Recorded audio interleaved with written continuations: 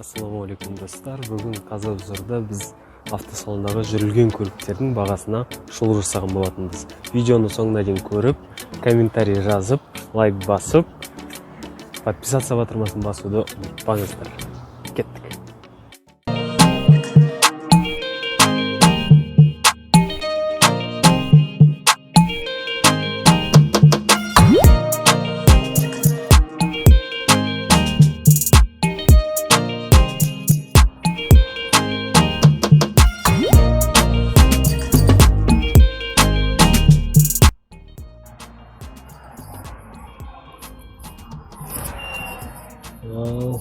Мына біріншісі.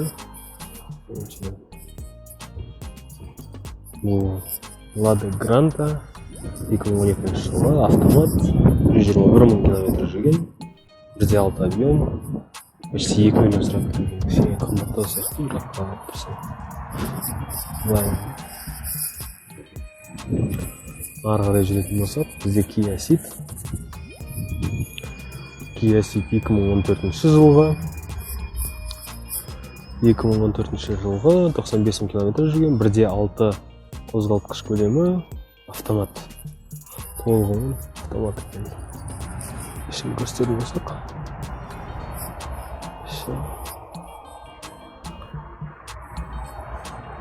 Ал келесісіне өтетін болсақ. Chevrolet Aveo. Негізі Chevrolet Aveo әйелдерге арналған машина болып табылады. 2014 жылғы екен, 76 мың километр жүрген, 1.6 қозғалтқыш көлемі, автомат, 3 миллион 600. Яғни бұл жерде көрсетілген көліктердің көбісі автомат екен көріп тұрғанымызда. Мынау Chevrolet'тің жағдайы жақсы екен. Бұлардың бір түсінбейтіні мынау нелерінде онда не болмайды, беті жабық болмайды. Шын сияқты. Ал келесін өтетін болсақ. Ал мына Hyundai Accent. Hyundai Accent'ің алды кішкене соғылғандау сияқты. Алдын қарайтын болсақ, фаралары кішкене ішіне ауа кіріп, шаң кіріп қалған.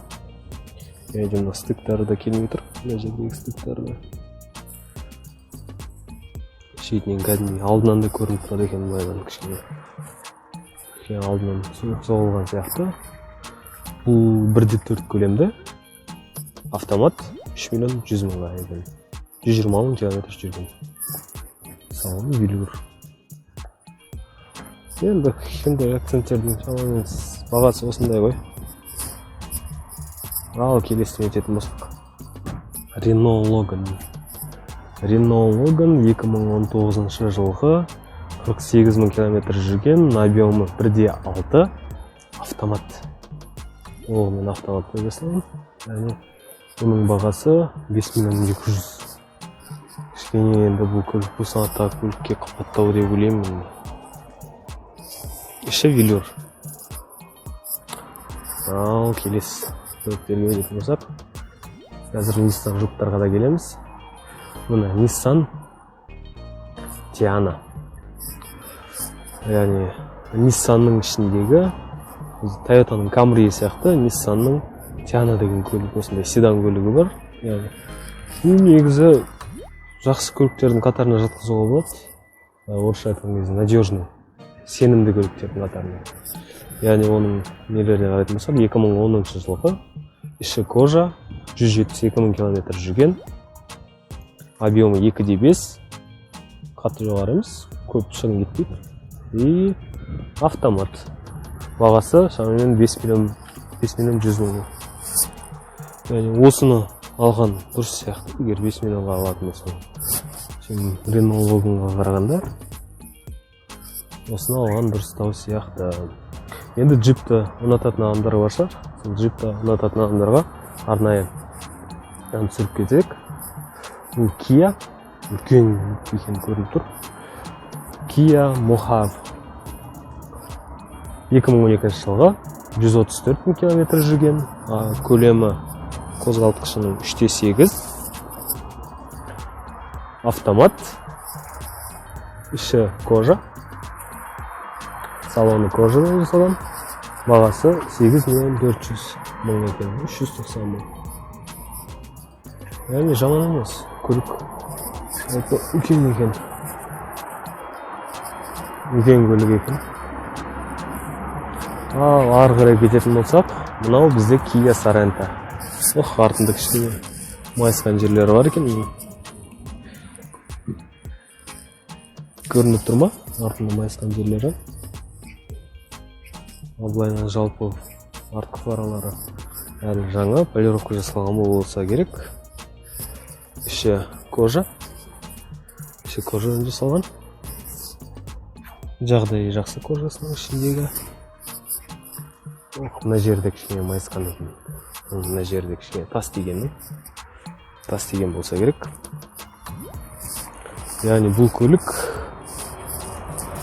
мынаны қараңыздар. Мына кішкене шығып тұрған сияқты.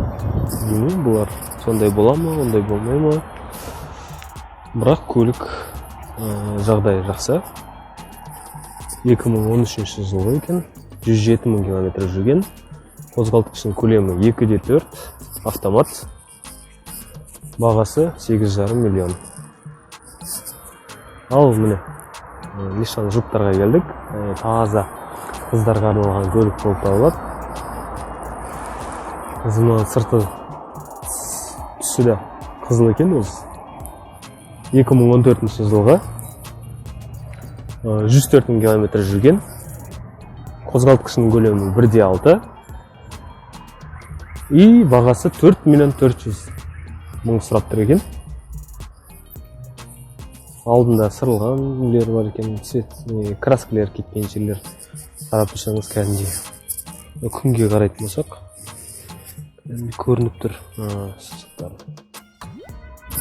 Сызықтары көрініп тұр. Енді дисктер титановый емес. Қарапайым дисктер, бетіне қалпақ кигіз қойыпты. 4 миллион 400-ге. Вариатор бұлар.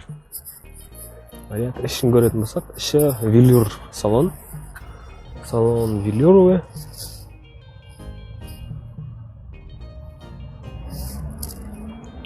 Подогрев сидений бар екен барлығы. Дәл соның қасында осындай ақ түсті жүк тұр екен. Ақ түсті жүкқа қарайтын болсақ, бұл 2011 жыл шығарылған. 115 мың километр жүрген екен.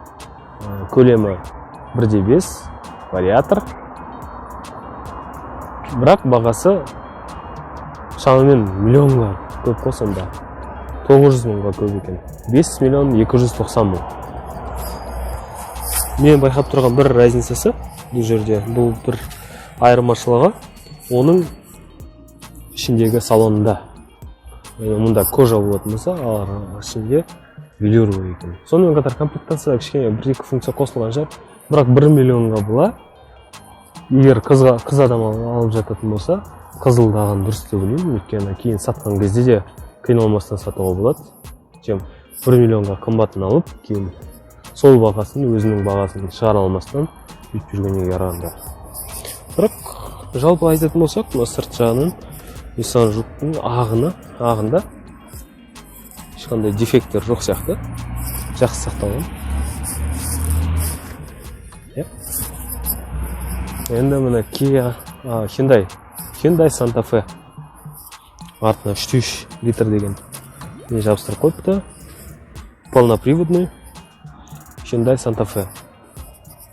Бұл көліктер кореялық көлік. Іші кожа.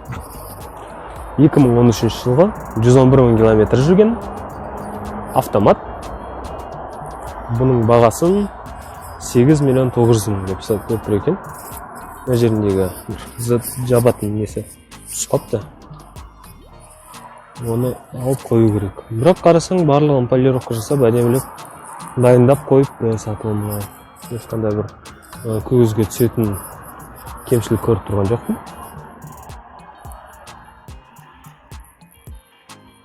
Қозғалтқышының көлемі 3,3 литр.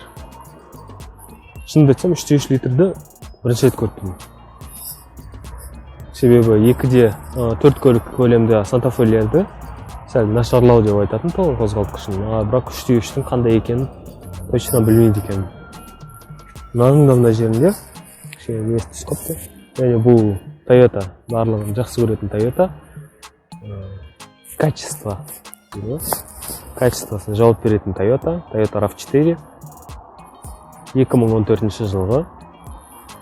Қателеспесем, российская сборка. 2014 жылы шыққан 88 000 километр жүріпті. Басқа көліктерге қарағанда азырақ жүрген. Көлемі 2.0, автомат. Бағасы 8 790 000 екен. Іші велюр. 88 000 километр жүргеніне қарағанда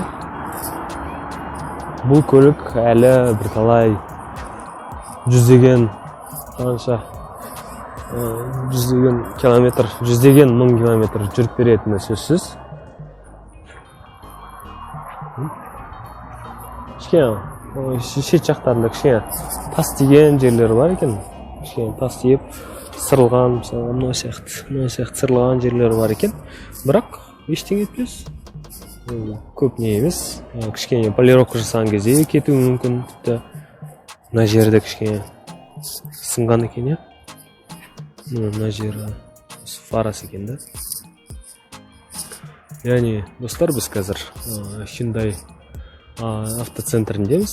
Яғни, осы көліктердің барлығын трейд-ин арқылы алуға болады. Яғни, өзіңіздің көлігіңізді өткізіп, оның үстіне ақша қосып